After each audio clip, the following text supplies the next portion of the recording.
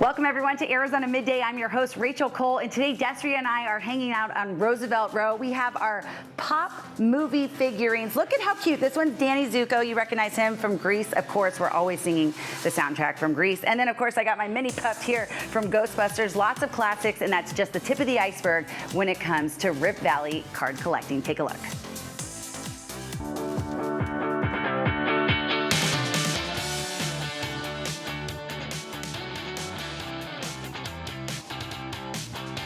We're here at Rip Valley chatting with the general manager. We've got Jordan Moss, and we're talking about a different kind of breaking news. I had to use the pun. Tell me a little bit about what breaking is in the trading card game industry. Okay, so breaking is, of course, you have your collectible cards, your singles, you have your what's called sealed wax, which is the product that you actually open up, and that's where you're trying to hit something big. So ever since COVID happened, it kind of blew up. Everyone was at home. Everybody wanted something to do.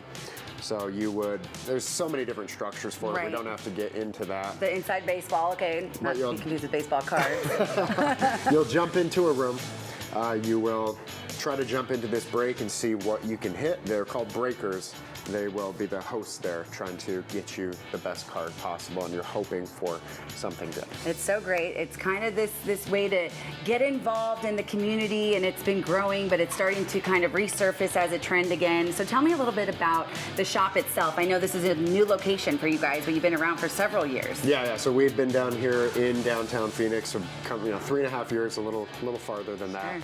And we just needed a bigger, better space. We want to be able to do more for the community, host more events, more in general, more retail, more everything for, again, the community. And we're sitting in kind of that communal area. Why did you guys outfit the space like this so that people can come in and really enjoy the new atmosphere? Yeah, one of the big things we see in a lot of shops is it's retail first. So it's come in, buy your box, get out, go rip it at home. We're trying to have something where people can actually come and do it and create that community, be a part of the community. There's a lot of knowledge in the community, and not a lot of people know everything. So sit next to another person breaking, ask them questions, learn about it, and become and grow, into this card game. Absolutely, and I know Destry's going to touch more specifically on the athletic cards that are available, the sports, the athletes, but I got the Pokémon. I said this might be more expensive than most wedding album books, but what do you have here, and why does this kind of just sit on the counter for people to come in? Look at this thing. So a lot of people, they get into the hobby for many different reasons. Some of it's to try to get the best bang for your buck, make the most money. A lot of people want to do what's called completing a set. Okay. So we buy and sell and trade cards, and we'll pick these up from other customers, and then someone will come in and they'll say, hey, I'm missing this Turtwig out of my set here, listed on the bottom, and they'll ask us a price, mark it, buy it. I'm missing my Turtwig. That's what I was going to say to him earlier, so I'm glad we found that. How many completes a set? Oh, God, it's different. So sometimes 100 cards, sometimes 250 cards. I mean, every set has a different checklist of what you're looking for. Okay, and then I know you guys recently partnered with Estate 48, great company. Tell me a little bit about the swag people can buy along with their trading cards. So as we're growing and we're getting more into that community space, like she said, partnered with Estate 48. We got them to help us design a new shirt.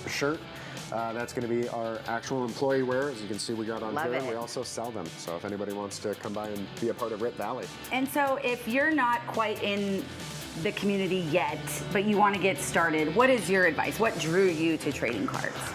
So I started with Pokémon. Okay. Built into the One Piece. I kind of have that nerdy background, and when I started here, I started to really build into sports. So it's more about what do you want to do. You can chase the money, you can chase the collectible sets, you can do it to actually play. Not a lot of people know that half of these games out here are playable. When we saw the one, what was the specific, I'm not going to remember the name of it. One Piece. Yes, yeah, okay. Yeah. You have Pokémon, everybody knows about it. One Piece is probably, arguably, the world's biggest anime. They also have a TCG game where you can play. Yes, I did see the points on every card, and I was like, okay, that's got to be correlated to the game. So very cool. Yep. And then last but not least, the beautiful wall, which we decided to call our backdrop. These items are not for sale, right? They're not retail. No, actually, we do have one. It's these hats by Skate 48 as well, a Vic Almighty collaboration. Look at that. We were just fascinated, and Destry and I were like, that's got to be a D-backs hat, right? So a very cool collab, and that's State 48 as well. And then, of course, you got the Shaq shoes. Yeah. Yep. Yeah, if that's not Shaq's shoe, then I don't know what is. But it's very cool. Lastly, anything else you want to share with people who may not have been into the new shop just yet? No, guys, just come on by. We're here right on Roosevelt Row, so people who don't know about the community, haven't ever been into cards, can see us, can come in, can ask questions, and we're all about teaching everybody about the hobby. And the beautiful thing is they're literally right next door to Pedal House. You got, which coffee shop is it? It's Kavi Coffee, Pedal House, and Sake House right here. It's all right here. Make a night of it. We'll see you guys out here at Rip Valley. Appreciate it.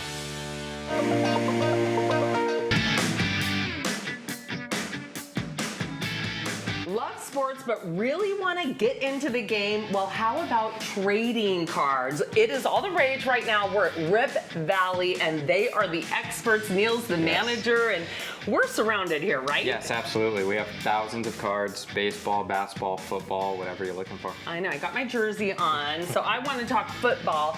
One thing I love about what you guys do here is you focus on making it affordable for anyone, right? Absolutely. There's an entry point for any collector. Yeah. The entry point, get this, how about 10 cents? You don't find many entry points for that. Is that what this is? Correct, that's a 10-cent bin. Tell me what this is, show it. So we have 10-cent bins all throughout the shop, and they're labeled category-wise So this is between the football. sports. And it's a lot of there's modern stuff, older stuff, but if you want to go through and just collect the guys you like, the How do you teams you get like. these?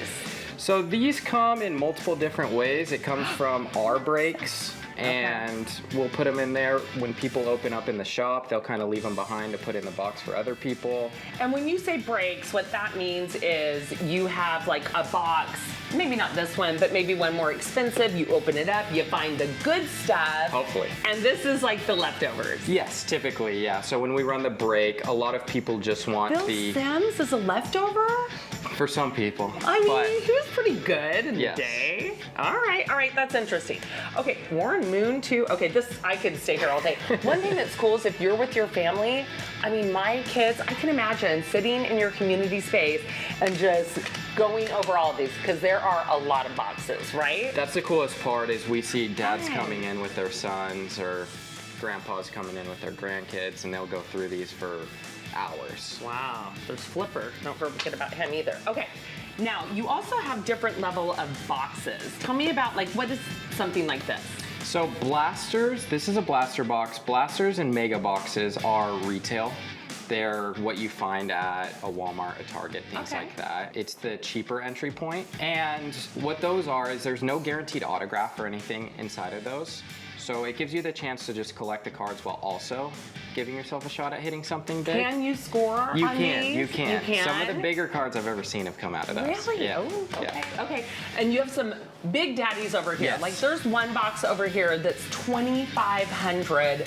What are we talking about when you buy that box? So there's hobby and then there's jumbo. The hobby is one guaranteed autograph. Okay. So you're gonna open that up, you're gonna get one guaranteed auto. The jumbo's 3 guaranteed autographs. And in Okay. tops, you're looking for LeBron, Steph Curry, Wemby, The big guys. the big guys, and Okay. they have autographs in there. So that's what you're hoping for. What I'm looking for is the Arizona love. Okay, so you brought some of like the best ones here. First, hold on. I'm gonna start with this one.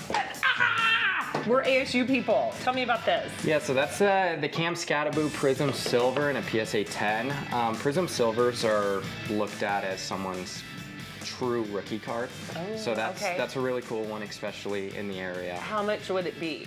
That one's 100 to 150, very affordable. Okay, when he comes back from injury, it's gonna go higher and higher. Okay, what about this one? So that's 2024. It's just Jayden Daniels rookie autograph to 10. In the top left corner, it's 10 of 10 in a PSA 10. That sounds like chemistry. Yes. Okay, how much is that worth? That one's $3,500 to $4,000. Oh, wow. Yeah.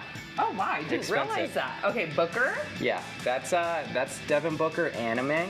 It's a case hit, and case hits are when you buy multiple boxes, they're in a case.